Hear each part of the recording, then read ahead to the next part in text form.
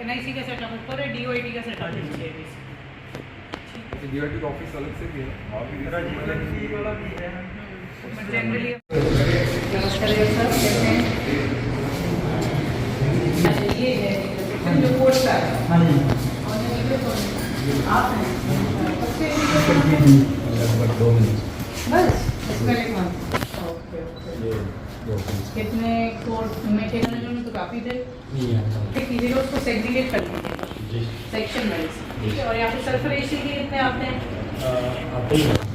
Maximum वही है। Okay, तो वो तो जल्दी से स्कूल हो जाते हैं। 1 महीने के अंदर 5-6 महीने 5-6 महीने। एसी वगैरह और एलईडी वगैरह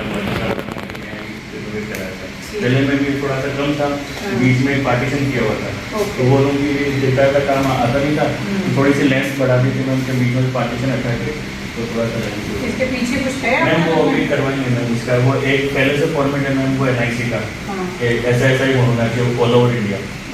वो चीज़ यहाँ होती है, DOIT वाले में होती है, कॉमन होती है। ये आपका चेंबर है अभी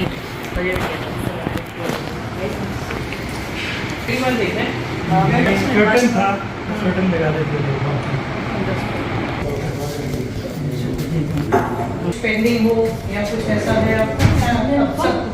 फोर्थ क्लास के आप फोर्थ के हो गए, उसके लिए टाइम वगैरह आपने ले लिया? 31 था मैम, जब कलेक्टर साहब नहीं थे तो बाकी ठीक। ये भी आपके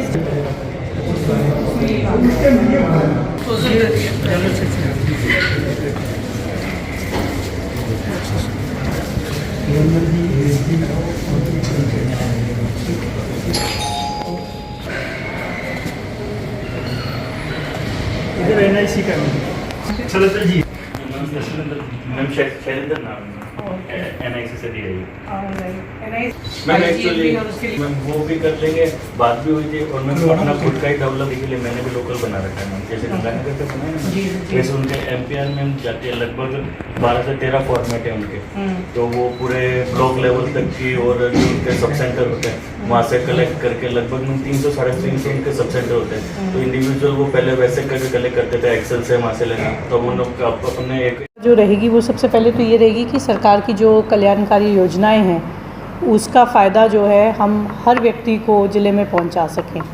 इससे पहले भी मैंने पेंशन हो या पालनहार हो, ऐसी स्कीमें जो उन लोगों तक हम बेनिफिट दे सकें जिनको हम अभी तक बेनिफिट नहीं दे पाए, उनके लिए हमने अभियान चलाए हैं। और वही रहेगा कि यहाँ पे भी हम कोशिश करेंगे किसी भी योजना में कोई भी वंचित ना रहे। इसके अलावा शिक्षा भी एक प्राथमिकता रहेगी, क्योंकि शिक्षा में महात्मा गांधी जो स्कूल्स अभी सरकार ने लॉन्च किए हैं उसके अंदर बच्चों को इंग्लिश, स्पोकन इंग्लिश में बहुत अच्छा सीखने को मिल रहा है, और उससे उनके अंदर एक कॉम्पिटिटिव स्पिरिट भी जागरूक हो रही है, तो उसके ऊपर भी काम किया जाएगा। इसके अलावा क्योंकि ये एरिया गंगानगर से काफ़ी सिमिलर है और एग्रीकल्चर और इसके अंदर हमारी जो इरिगेशन है वो प्राथमिकता वहाँ भी रही है कि उसको हम किस प्रकार से, आपका जो रेगुलेशन सिस्टम है उसको हम डिजिटलाइज कर सकें, किस प्रकार से मैनुअल इंटरवेंशन को मिनिमाइज़ कर सकें, तो मैं प्रयास करूँगी कि यहाँ भी वो काम किए जाएँ। मॉडल आंगनवाड़ी में भी मैंने जब पुराने ज़िले में थी हमने अच्छा काम किया था, बल्कि गंगानगर का जो काम था वो पूरे राज्य में सराहा गया था, तो मेरा यही प्रयास रहेगा कि हनुमानगढ़ में भी मॉडल आंगनवाड़ी पे काम हो। और राजीवी का भी एक ऐसा एरिया है जिसके ऊपर मैंने पहले काम किया हुआ है और उसके काफ़ी अच्छे रिजल्ट्स भी आए हैं, तो मेरा यहाँ भी प्रयास रहेगा कि SHG महिलाएं जो हनुमानगढ़ में जुड़ी हुई हैं हमारे साथ, उनके लिए काम किया जाए और उनको जो है सेल्फ फाइनेंस कराया जाए और उनको एक इंडिपेंडेंट फाइनेंशियल सस्टेनेबिलिटी उनको दी जाए, तो ये प्राथमिकता रहेगी। मैम अभी निरीक्षण भी किया था आपने, स्काडा सिस्टम को आप ऑनलाइन करने के लिए आप निर्देश दे रहे थे कि किसानों को बारियों का पता चल सके, क्योंकि ये काम ऑलरेडी अभी हमने किया ही हुआ है, हमारे पास एक बेस ऑलरेडी रेडी है, तो इसलिए मैं इनको पूछ रही थी कि जो गंग कैनाल का हमने काम किया है क्या हम उसको IGNP और भाखड़ा पे लागू कर सकते हैं कि नहीं, तो मैंने प्राइमरी इन्फॉर्मेशन एक बार इनसे ली है। सो अगर वहाँ पे स्काडा सिस्टम इस्टेब्लिश्ड होगा तो उसको हम बहुत ईजिली वेबसाइट और ऐप के माध्यम से लोगों तक पहुँचा पाएंगे। गंगानगर हनुमानगढ़ में सिमिलर आपने बताया सब कुछ है, तो नशा भी सिमिलर है, वहाँ भी उतना ही है, यहाँ भी उतना ही है जी। तो एक तो इस पर कोई प्रभावी कार्रवाई नहीं होती। ओके। दोनों ही पंजाब हरियाणा के पड़ोसी जिले हैं, और एक थोड़ा फर्क है गंगानगर से यहाँ पे कि यहाँ पर्यटन की काफ़ी संभावनाएं हैं। ओके। जैसे हड़प्पा सभ्यता हो गई या कालीबंगा या बटनेर का किला हो गया या उधर जो धन्नासर के जो क्या आजकल जो इनका कंपटीशन होता है इंटरनेशनल लेवल का वो भी यहाँ होता है। ठीक है। मगर पर्यटन को लेके आज तक कुछ हुआ नहीं, जबकि इतना कुछ यहाँ पर है।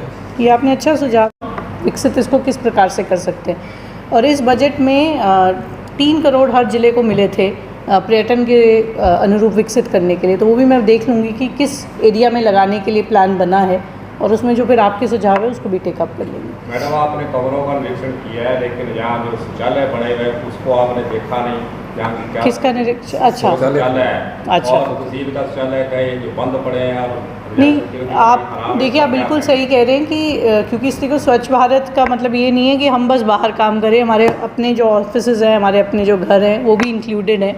जो भी अगर शौचालय में आवश्यकता है एक्स्ट्रा सफाई की या रिपेयर की, वो ऑफिसेज की प्राथमिकता से हम करवा देंगे। मैडम उधर एक शौचालय कई सालों से बंद है, सबसे बड़ी समस्या महिलाओं को आती है। कहाँ पे बंद है? शौचालय है ही नहीं, सब DOIT के सामने। DOIT के सामने, ठीक है। हमारे सामने मैडम अक्सर समस्या आती है, हम लोग बाहर खड़े होते हैं तो महिलाएं हमसे पूछती हैं शौचालय कहाँ है, हम क्या बताएं, कोई जगह ही नहीं है, कोई अवेलेबल नहीं होता है। कई बार रिक्वेस्ट कर चुके हैं, कोई जगह ही नहीं है, उनको क्या बताएं। ड्राइवर रूम है पीछे सामने, इसके साथ पीछे बराबर में यहाँ बाहर। ठीक है, आपने ये इशू रेज कर दिया, डेफिनेटली इसके ऊपर देखेंगे कि क्या ऑप्शन निकल सकती है। एब्सोल्युटली। सिंचाई पानी को लेकर सर गंगानगर भी आप देखा है, यहाँ भी है, आपकी क्या प्राथमिकता रहेगी? किसानों की जो समस्याएं आती हैं और पंजाब से गंदा पानी आ रहा है, उसके लिए आपकी तरफ से क्या प्रयास रहे? देखिए सरकार, पंजाब से जो गंदा पानी आ रहा है वो गवर्नमेंट टू गवर्नमेंट ऑलरेडी वार्ता चल रही है। उसमें क्या है कि दोनों चीफ सेक्रेटरीज भी आपस में बात कर रहे हैं और CM साहब भी इसमें बार बार उनको लेटर लिखते रहते हैं। और जब मैं गंगानगर में थी तो हमारी वहाँ पे जो प्रिंसिपल सेक्रेटरी है उनसे लगातार बात होती थी। इसके अंदर आपने देखा होगा कि पिछली बार हमने ये गंदा पानी लेने से भी मना कर दिया था और हमने इसको कहा था कि आप जो है एक्स्ट्रा पानी डिस्चार्ज आउट करें। इस बार भी हमारा यही रहेगा कि जितना गंदा पानी है या तो वो आए ही नहीं, और अगर आता है तो पहले वो फ्लश आउट हो और फिर हमें साफ़ पानी मिले, तो वो कंटिन्यूड रहेगा हमारा। हनुमानगढ़ में प्रदूषण की समस्या जोगित क्षेत्र के अंदर जो प्रदूषण फैक्ट्रियाँ फैला रही हैं, हालांकि पिछले कलेक्टर ने 4-5 फैक्ट्रियों को बंद भी करवाया, आपकी क्या प्राथमिकता रहेगी, क्या प्रेक्षण करें? इसमें अगर रूल्स देखिए सबके लिए बराबर हैं, और मैं रीको में खुद भी रही हुई हूँ तो मेरे ध्यान में है जो सर्कुलर्स हैं और जो नियम कानून हैं जिसको फॉलो करना चाहिए। अगर ऐसा कोई भी केस आता है जिसमें ऐसा पता लगता है कि चाहे वो air pollution, water pollution, soil pollution का कोई भी पैरामीटर के ऊपर वो फॉलो नहीं कर रहे हैं, तो नियंत्रण जो कार्रवाई की जाएगी। Yeah? Right.